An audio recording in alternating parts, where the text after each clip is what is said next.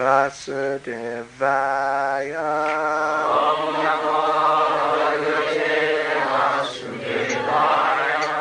Om Namo Bhagavate Vasudevaya.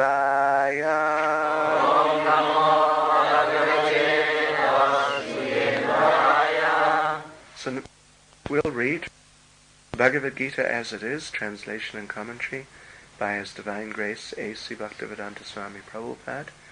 Chapter 4, Transcendental Knowledge, Text 10. Vitaraga Krodha Manmaya Mamupasrita Bahavo Jnana Tapasa Putamad Bhavam Agata. Being freed from attachment, fear, and anger, being fully absorbed in me, and taking refuge in me, many, many persons in the past became purified by knowledge of me, and thus they all attained transcendental love for me. This is a very nice verse spoken by Lord Krishna. Perhaps you can repeat the translation after me. Being freed from attachment. Being freed from attachment. Fear and anger. Fear and anger. Being fully absorbed in me. Being fully absorbed in me. And taking refuge in me. And taking refuge in me. Many, many persons in the past. Many, many persons in the past. Became purified by knowledge of me. Became purified by knowledge of me. And thus they all attained transcendental love for me. And thus they all attained transcendental love for me. Purport by Srila Prabhupada. As described above, it is very difficult for a person who is too materially affected to understand the personal nature of the Supreme Absolute Truth. Generally, people who are attached to the bodily conception of life are so absorbed in materialism that it is almost impossible for them to understand how the Supreme can be a person. Such materialists cannot even imagine that there is a transcendental body which is imperishable, full of knowledge and eternally blissful. In the materialistic concept, the body is perishable, full of ignorance and completely miserable. Therefore, people in general keep the same bodily idea in mind when they are informed of the personal form of the Lord. For such materialistic men, the form of the gigantic material manifestation is supreme. Consequently, they consider the Supreme to be impersonal, and because they're too materially absorbed, the conception of retaining the personality after liberation from matter frightens them. When they're informed that spiritual life is also individual and personal, they become afraid of becoming persons again, and so they naturally prefer a kind of merging into the impersonal void. Generally, they compare the living entities to the bubbles of the ocean, which merge into the ocean. That is the highest perfection of spiritual existence attainable without individual personality. This is a kind of fearful stage of life, devoid of perfect knowledge of spiritual existence. Furthermore, there are many persons who cannot understand spiritual existence at all. Being embarrassed by so many theories and by contradictions of various types of philosophical speculation, they become disgusted or angry and foolishly conclude that there is no supreme cause and that everything is ultimately void. Hare Krishna. Such people are in a diseased condition of life. Some people are too materially attached and therefore do not give attention to spiritual life. Some of them want to merge into the supreme spiritual cause, and some of them disbelieve in everything, being angry at all sorts of spiritual speculation out of hopelessness. Hare Krishna. This last class of men take to the shelter of some kind of intoxication, and their affective hallucinations are sometimes accepted as spiritual vision. One has to get rid of all three stages of attachment to the material world. The stage of negligence of spiritual life, the stage of fear of a spiritual personal identity, and the conception of void that arises from frustration in life. To get free from these stages of the material concept of life, one has to take complete shelter of the Lord, guided by the bona fide spiritual master, and follow the disciplines and regulative principles of devotional life. The last stage of devotional life is called bhava, or transcendental love of Godhead. According to Bhakti Rasamrita Sindhu 1:4, 15 and 16, the science of devotional service is as follows. Ado shara tata sadhu sangata bhajana kriya tato narta nivritisya tato nishta rachish tata ata saktis tato bhavas tata prema budanchati sadhakanamayam premna pradobhave bhavekrama. In the beginning, one must have a preliminary desire for self-realization. This will bring one to the stage of trying to associate with persons who are spiritually elevated. In the next stage, one becomes initiated by an elevated spiritual master, and under his instructions, the neophyte devotee begins the process of devotional service. By execution of devotional service under the guidance of the spiritual master, one becomes free from all material attachment, attains steadiness and self-realization, and acquires a taste for hearing about the absolute personality of Godhead Sri Krishna. This taste leads one further forward to attachment for Krishna consciousness, which is matured in bhava, or the preliminary stage of transcendental love of God. Real love for God is called prema, the highest perfectional stage of life. In the prema stage, there is constant engagement in the transcendental loving service of the Lord. So, by the slow process of devotional service, under the guidance of the bona fide spiritual master, one can attain the highest stage, being freed from all material attachment, from the fearfulness of one's individual spiritual personality, and from the frustrations that result in void philosophy. Then one can ultimately attain to the abode of the Supreme Lord. Hare Krishna. Vitaraga Bhayakrodha Manmaya Mamupastrita Bahavo Jnana Tapasa Puta Madbhavam Agata. Being freed from attachment, fear, and anger, being fully absorbed in me and taking refuge in me, many persons in the past became purified by knowledge of me, and thus they all attained transcendental love for me. Om Jnanatamrandasya Jnananjana Shalakaya Chakshurmilitam Yena Tasmai Shri Gurave Namaha Shri Chaitanya Manobishtam Stapitam Yena Bhutale Swayam Rupa Kadamayam Dadati Swapadantikam Vanchikapa Tarubiascha Kripa Sindhu Bhyevacha Padidanam Pavanebhyo Vaishnavebhyo Namo Namaha Shri Krishna Chaitanya Prabhu Nityananda Shri Advaita Gadadha Shivasri Gaura Bhakta Vrinda Hare Krishna Krishna Krishna Hare Hare Hare Rama Rama Hare Hare. Can you move this closer so I can reach that? So this is a very nice verse in Bhagavad Gita, and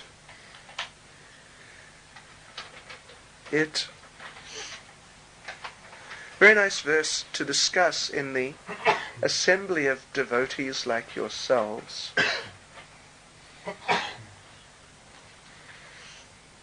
Actually, it's very nice. It's very nice to be back and to see you all again. I was missing you all in Russia. Although the devotees are very nice in Russia, the devotees are very nice everywhere, but as they say, what is it? I forget the whole thing, but it ends up that there's no place like home. How does that go? Be it ever so something, be it ever so wonderful, the alternative, but there's no place like home. So, yes, I feel at home with you devotees. And, yes, you're very nice devotees. So, this is an important verse because here, Krishna is talking about the defects of three ways of life, really. The simply materialistic way of life, the way of life which is impersonal, and the way of life which is voidist. So these are three of the popular alternatives to spiritual life, or to Krishna consciousness particularly. If people become entangled in any of these three ways, then it becomes very difficult for them. First of all, there's mention of a person who is too attached. A person who is too attached means someone who is simply materialistic and simply identifying with the material body, and as a result simply interested in materialistic life of sense gratification. In other words, like so many of the ordinary people who we see every day in the street, or if you're a working person, then you would see many of them regularly. And you would be able to see practically how they are too attached. There was one cartoon, actually, in an American newspaper, done by some just ordinary materialistic cartoonist, but it was very sort of appropriate in a funny little way, and Srila Prabhupada appreciated it a lot. There was one lady, typical middle-class American housewife, and she had become a little attached or attracted to chanting Hare Krishna. And she was trying to get her husband, who was a typical middle-class American working man, to also take an interest. But he was just one of these people who come home after work every day and they hide behind the newspaper. They have the newspaper in front of them and that's it. Or you don't see them, you just see the newspaper. That sort of person. And you might try to start a conversation with them, but while they're reading the newspaper, they're just saying, yes, oh yes, like that. Not very interested. Bored type of person. So the lady, the housewife, was interested, attracted to Krishna consciousness, and attracted to chanting Hare Krishna. And she said, "Why don't you chant, chant, chant?" And he said, "I can't."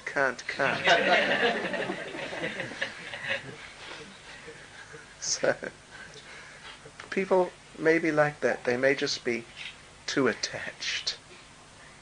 Just too attached. So, you try all sorts of things to get them interested, but it may be quite difficult. There is one story about Narada Muni, actually. Narada Muni was with Krishna one time, and Lord Krishna told Narada Muni that I am feeling lonely. I am feeling lonely because so many living entities fell down into material life. You've got to help me. Please bring some of them back. Please bring some of them back so I don't feel so lonely, so I can have their association. So Narada said, "Yes, of course, I'll do that." I'll go immediately. I'll try and find some and try and bring them back, make them devotees. So Lord Krishna said, yes, actually, I can give you a referral. I'll give you a referral.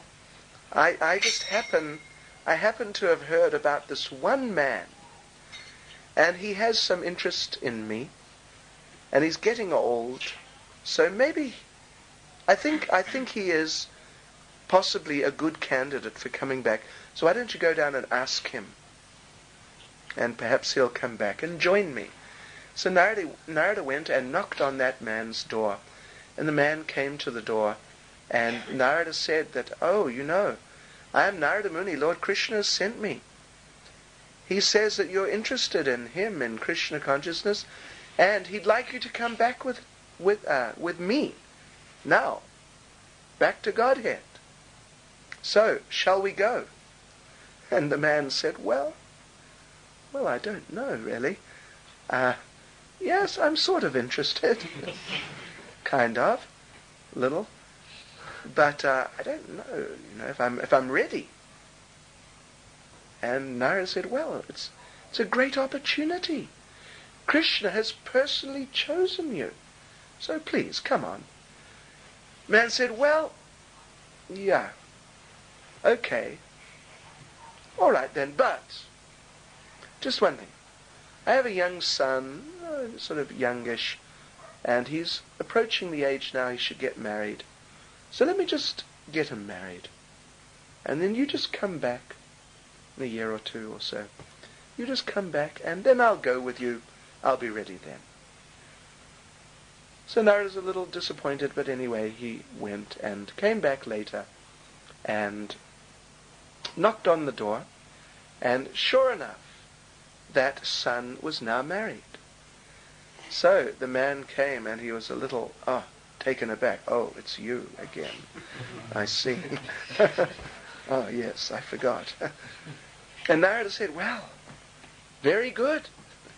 Now your son is married. That's very nice. So now you can come with me. Back to Godhead. Eternal life full of bliss and knowledge. Isn't that wonderful?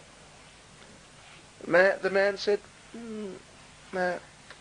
well, yes, I suppose. Yeah, I guess so.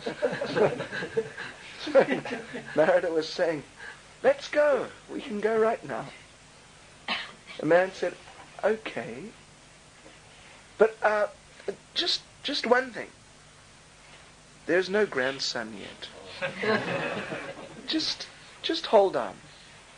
Just a little while. It won't be long, I'm sure. Just be a little patient and wait. And in no time, I'll be ready. As soon as there's a grandson, then I can go.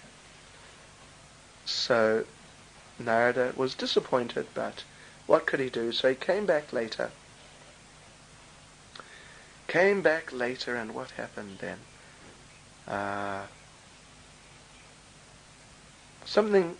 Came back later. Knocked on the door. The son, who was married now, and who had actually just had a child now, the son opened the door. And Narada said, oh, here I am again. I see you've had a child now. That young man said, yes, that's true. So, Narada said, so now your father is free to come with me. Very nice. The young man said, well, yes. But there's one problem. My father just died already. So I think you're just a bit too late. So Narada was very disappointed. Anyway, he has transcendental vision, Narada. So Narada, a little shortly thereafter, Narada got some realization that man had been born in the same house as a dog. He was now the household dog. So Narada thought, that's great. He he'll be happy to come now. He won't want to stay as a dog. No, so that's good actually. So Narada went back, knocked on the door. There was the dog. The dog was just sort of lying there. Then the dog saw him. The dog sort of was a little taken aback. And he said, "Oh, it's you again." And Narada said, "Yes, it's me. I've come to take you back to Godhead. It's wonderful. Eternal life full of bliss and knowledge. Now you've been born as a dog. And you remember how you were a human. And so this is a very bad situation. So you can come with me. Come with me back to Godhead. Isn't that wonderful?" So the dog thought about it for a second, 2 or 10, and said, "Well, isn't there anyone else you can go and see?"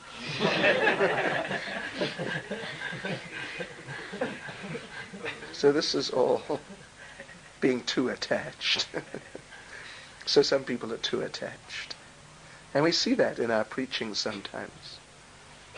Sometimes if we're preaching regularly to people at a particular place, then you get to know everybody. And you get a fairly reasonable idea what is everyone's situation and how they are and what their good points and their bad points and strengths and weaknesses and so on. So, there's some people, it's sort of like you have to whip them. Almost. It's something like that. Every time you have to ask them, "So how are you doing?" "Oh, okay." "Are you chanting your rounds?" "Yeah, trying to." It's just hard to get them going and get them off the ground. So some people are too attached. That's what we're saying here. That's what Krishna is saying. Some people are too attached. Everyone, at least all the people who are simply materialistic, they're all very attached. And it's not easy with most of them. But some of them are too attached. And it's just very difficult. The type of person who's so dedicated to material life that he will go down with the ship. Yes. He will go down with the ship. That's just a die-hard materialist. What Srila Prabhupada called a stalwart materialist. Dedicated. So then there's another type of person who it's difficult for. This is the type of person who has impersonal tendencies. Yes, this is more like the type of person who may actually be interested in spiritual life. But they have impersonal tendencies. They have the impersonal tendency means they're prone, they're attracted to the idea of God being impersonal, not being a person, just being some energy or light or force or something. They're attracted to that idea. And part of that is they're attracted to the idea of not being persons themselves. Now, the reason that they have become attracted like this to start off with is because they have had certain experiences in material life, certain experiences in personal dealings, certain experiences in interpersonal relationships, and they have actually been hurt. They've been hurt in their material life. And as a result, they have a negative idea or negative attitude towards personal existence in general. They may think that here I am a person with emotions and feelings and with a mind and my own individual desires, and I'm on that basis of me being a person like that, I'm interacting with other persons. And sometimes it's okay, but sometimes it's not okay. Sometimes I get involved in some personal relationship, and somehow or other I become disappointed. And I become emotionally disturbed. My mind becomes disturbed. And my desires remain unfulfilled. So, in this way they feel disappointed. So they think that the answer is to stop being a person. If I'm not a person, if I don't have emotions which could be disturbed, if I don't have a mind which could become agitated and get into anxiety and stressed out, if I didn't have a mind like that, and if I didn't have desires which could be thwarted and left unfulfilled, and, so on and so forth, if I didn't have these things, then then life would be free from pain. Life would be free from pain, and that would be very nice. Sometimes people, they think like that. So they become attracted due to their unfortunate experiences in materialistic personal life. They develop some concept of spiritual life in impersonal terms. Of course, that is not such a good idea. Srila Prabhupada talked about this. He said it is something like, if you have a finger and you hurt your finger badly, then you think that the solution is cut off my finger. If I don't have a finger, then I will never have a sore finger. It's like if I don't have a head, I'll never get a headache. That's wonderful. So Prabhupada says it's a fearful life. When one is living a fearful existence, there's not really a concept of a positive alternative, but the concept is basically how to get free from the fear. And the person thinks that if I get free from the fear, that will be very good. That is the desirable platform for life. But that is not true. It's just a neutral position. No disturbance, no pain. But it's not a position where there's positive experience of spiritual or any type of pleasure. And Srila Prabhupada gave the example, I'm sure many of you have heard of it, of how in the Middle Ages they used to punish people, I think I heard they used to test people to see if they were witches by dunking them. Tie them to a chair or something with some rocks attached to the bottom. Drop it, with a rope attached to the chair. Drop them into some big pool or something like that, and let them stay under for a while and then pull them out and see how they are. I know for witches they used to do that.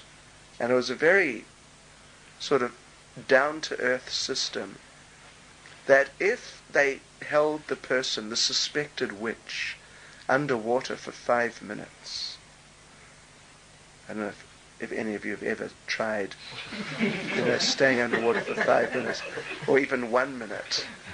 1 minute is quite something. 2 minutes is like quite bizarre or impossible for practically anyone. But so they would keep someone underwater, the suspected witch, for 5 minutes, and then pull him or her back out. If they survived, which was not so common, then they would immediately assume, or the question would arise, how did they survive? They must be a witch. So then they'd burn them at the stake. If they didn't survive, then they'd say, the person was innocent.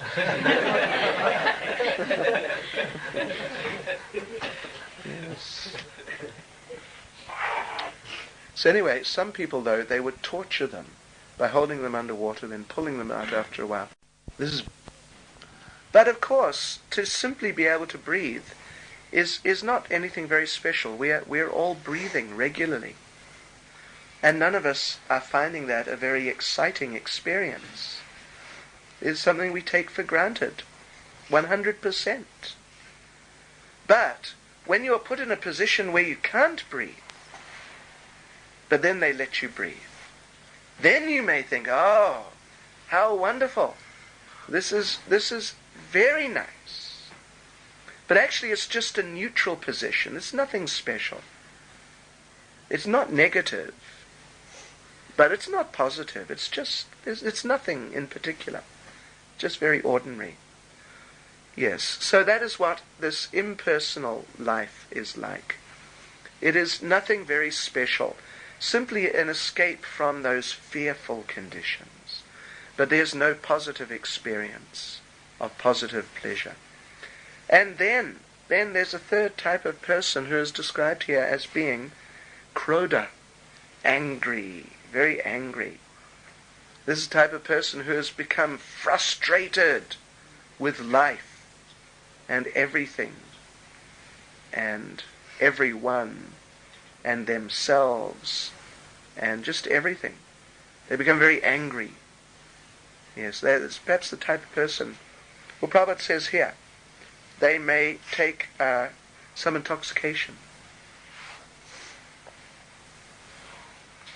They may go insane.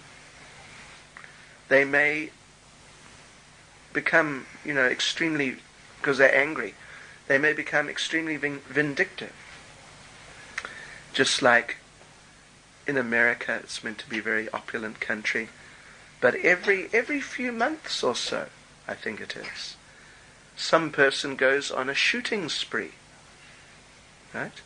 Every few months. And they kill, so many completely innocent people who just happen to be in the wrong place at that time. And then maybe they just shoot themselves at the end. So, there's frustration, anger, with everything. So these three categories of people, it's difficult for them to take to Krishna consciousness if they're too deeply entangled in those things. But if a person is not too much, not too materialistic, not too frustrated, then they can take to Krishna consciousness nicely, easily, and come to this platform. Puta mad bhavam agata. Being purified in devotional service, they can come to the level of developing love for Krishna. There is one verse quoted by Rupa Goswami in Bhakti Rasamrita Sindhu. What is that verse? Yad richaya mat katado jata shraddhas tu ya puman. I forget the whole verse, but it's saying that any person who is not too materially attached and not too materially detached can become Krishna conscious through hearing and chanting. Krishna speaks.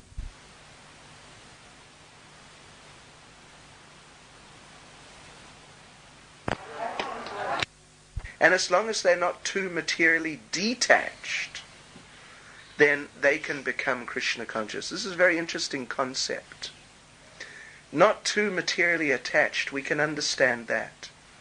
but not too materially detached. We might think that the more detached the person is, the better. Yes.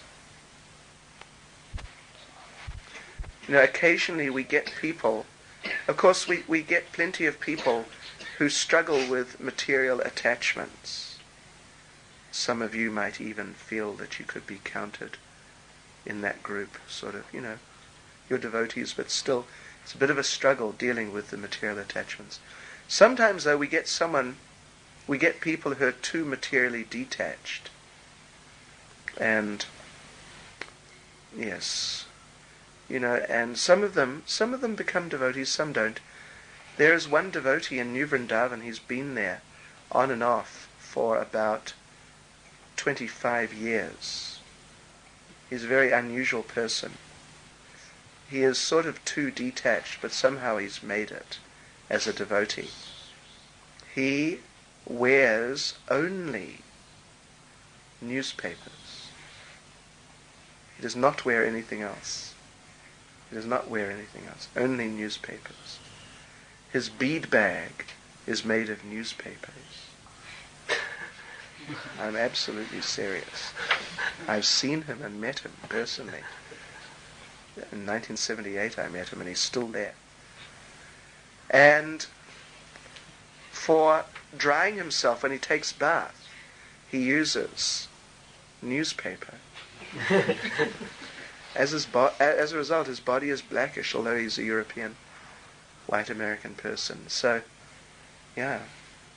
And one time he went on traveling Sankirtan with the devotees. He has, nice newspaper dhoti and newspaper chadar. So he went on traveling Sankirtan, and they went to visit the area. They went to visit the area where Srila Prabhupada was living when he first arrived in New York, the Lower East Side of Manhattan. They went to the Bowery, and these, these like very degraded areas, alcoholics, and just street people. And so the devotees went, and they were looking around, and it was like a very dirty place. And there were newspapers just lying around, litter just lying around, newspapers being blown around. And this devotee became astonished. And he sort of lost control a little bit. And he was catching hold of the devotees and saying, "Look at these newspapers. What opulence! What opulence!"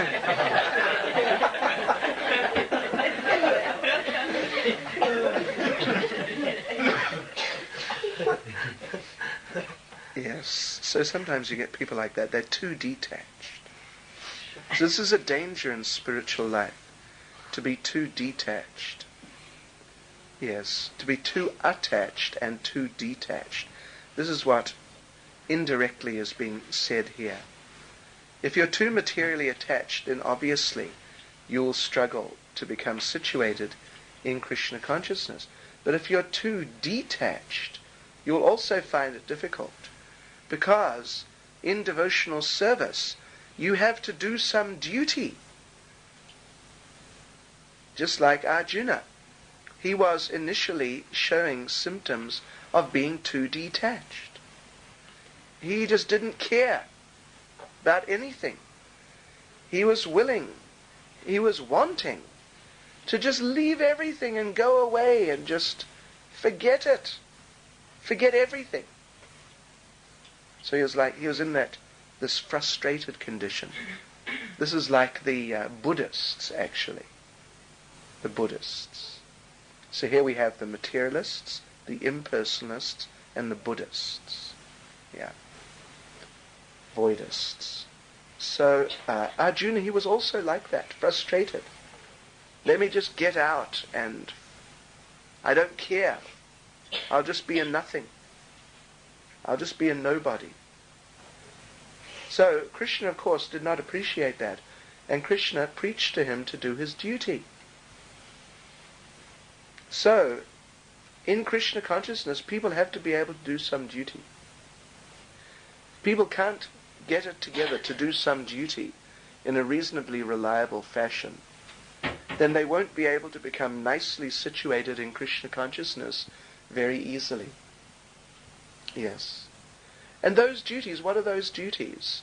Well, of course, they're Krishna conscious duties, but in many ways they may involve things which are, you could say, dovetailing of ordinary material things, like distributing books.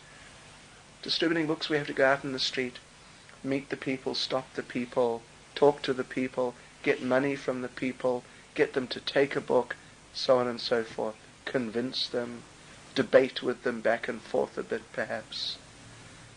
So, this is very much like what people do in material life.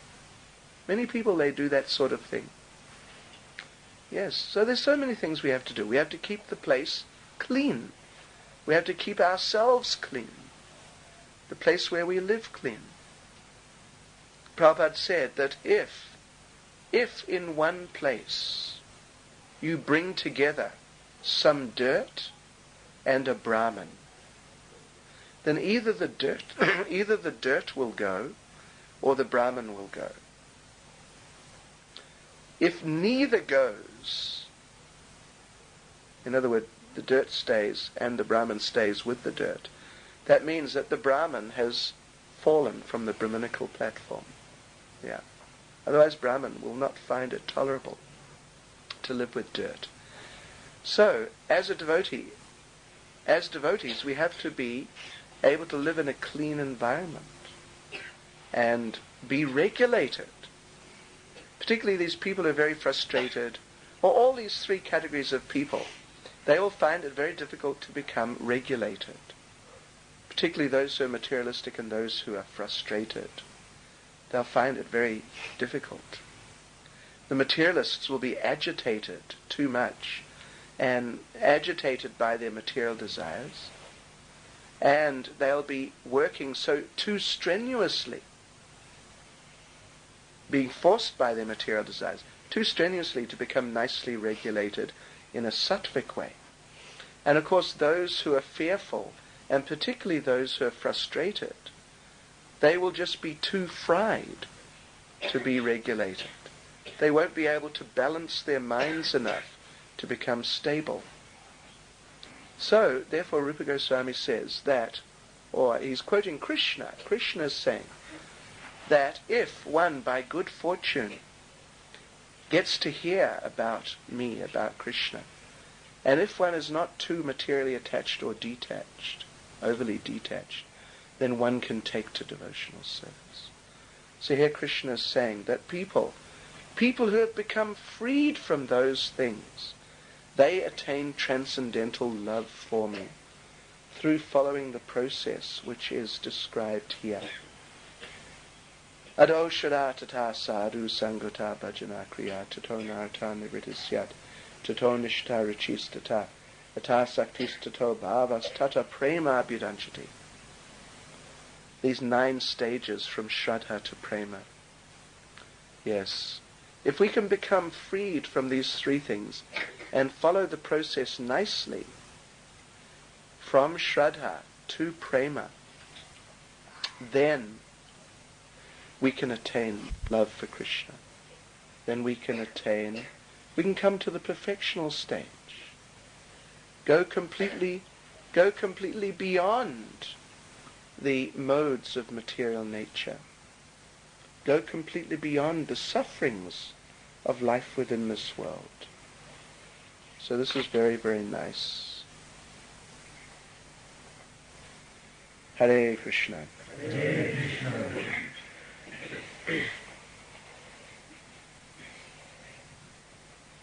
Any comments or questions?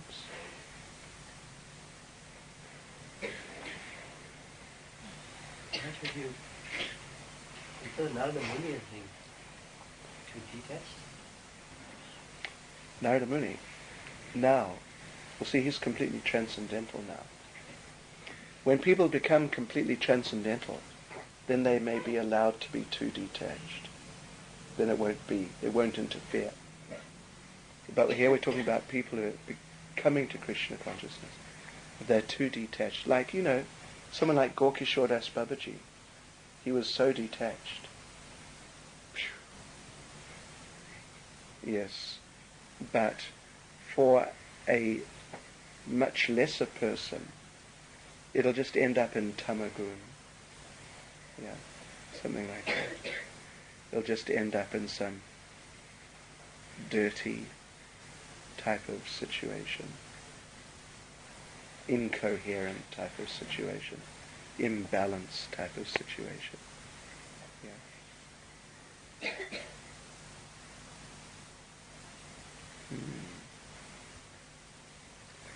So like this, we can approach Vrindavan. Vrindavan is very nice.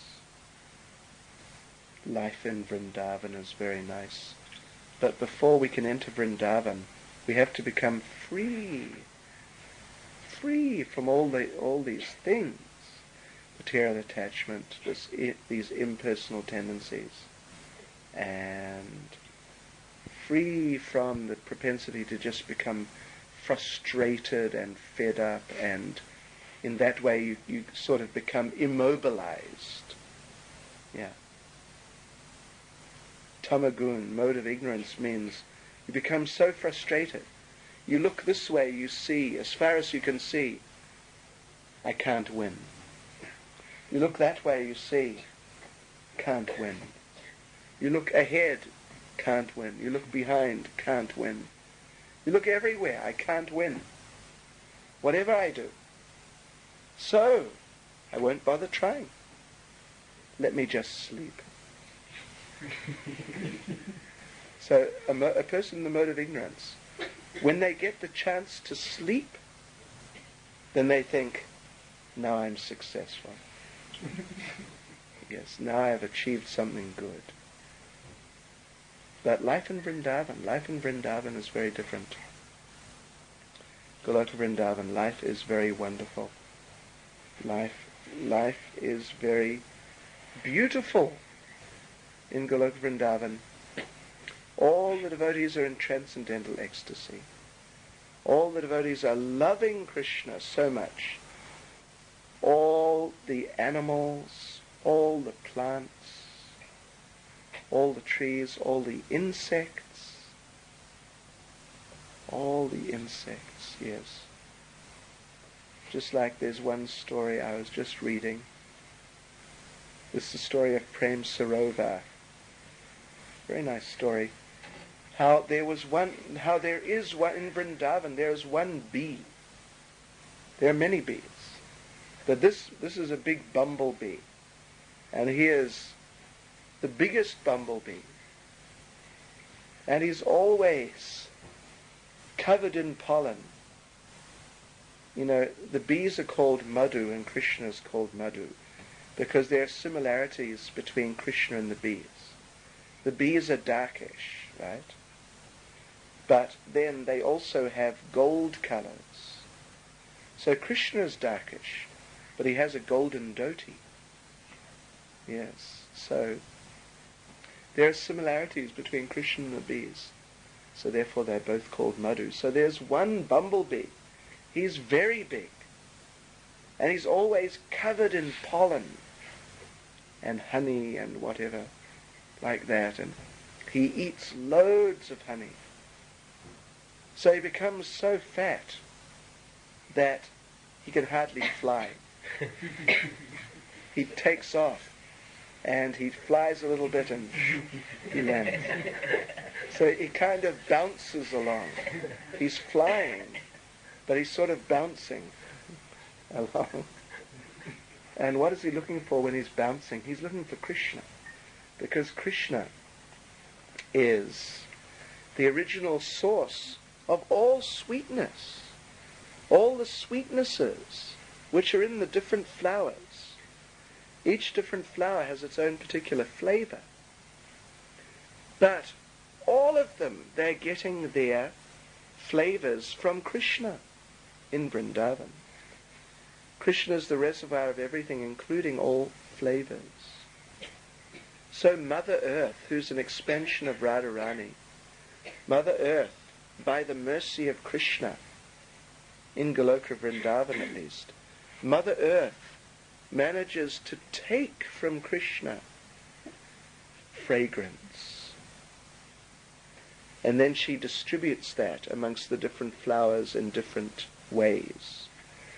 So each flower has a different fragrance. So, the bumblebee, he knew that I'm really looking for Krishna. I'm not just looking for one of these flowers. I'm looking for Krishna.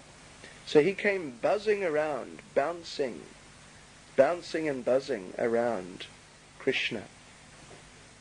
And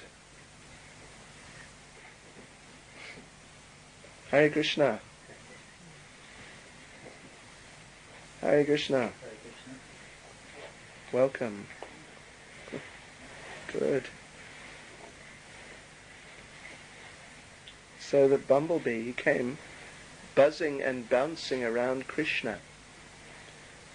And Krishna, he wears Vaijayanti garland. Means a garland with a minimum of 5 colors of flowers. Is this one? 1, 2, 3, 4. 1, 2, 3, 4.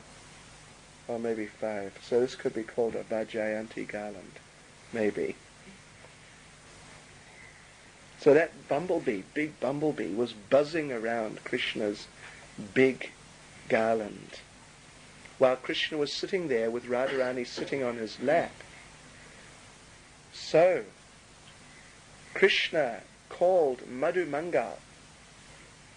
Madhu Mangal was in a particularly boisterous mood, having recently finished breakfast, and having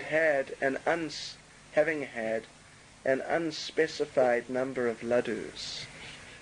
It was unspecified, but we can understand that it was quite a considerable number, although unspecified. So he was in quite a mood. So when Krishna called him and asked him, "Can you please do something about this bee?" And he saw that Radharani was disturbed by this bee. So Madhu Mangal, he took one stick, and brandishing that stick and slashing the air with his stick like he's having a fight with some non-existent adversary, he chased away the bee. He chased away the bee and came and told Radharani that now Madhu has gone. Meaning the bee, because the bee is called Madhu. But Krishna is also called Madhu, and Radharani thought that, oh no, Krishna's gone. How? And Krishna was sitting right there, and he said, no, it's all right. No problem. In fact, she was still sitting on his lap. No problem, I'm here. And Radharani looked at him, and Krishna's body is effulgent or reflective, like sapphire. Yes. So she looked at Krishna's body.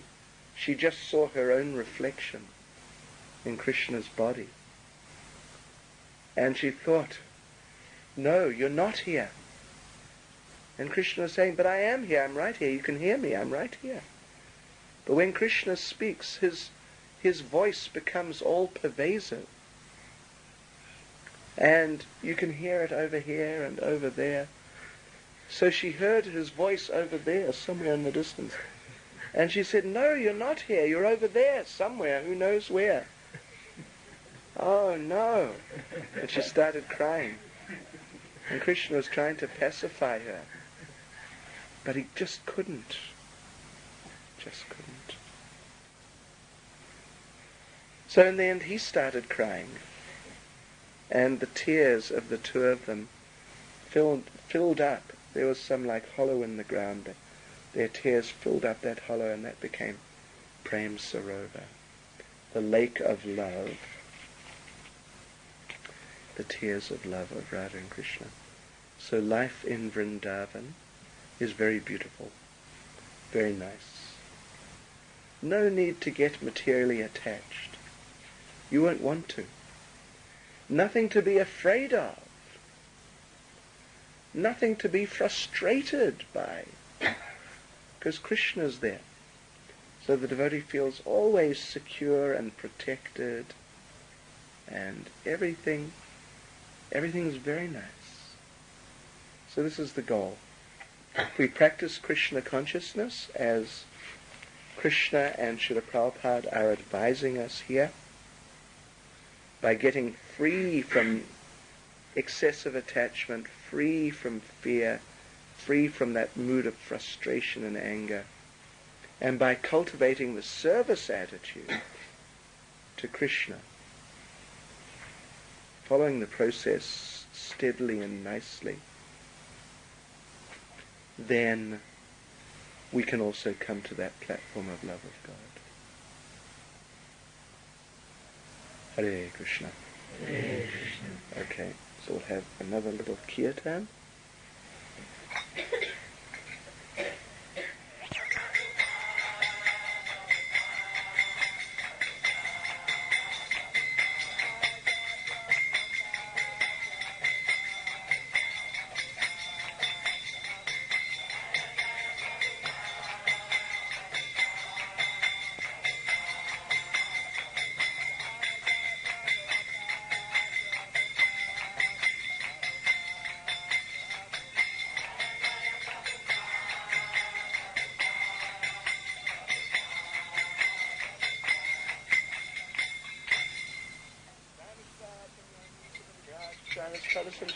Divine Grace, A.C. Bhaktivedanta Swami Srila Prabhupada ki, ISKCON Svandracharya Srila Prabhupada ki, Jagat Guru Srila Prabhupada ki, Sri Sri Gaurnitai ki, Sankirtan Yagya ki, Gaur Premanande, all glorious to their simul devotees, all glorious to their simul devotees, all glorious to their simul devotees, all glorious to Sri Guru and Sri Gauranga, all glorious to Srila Prabhupada.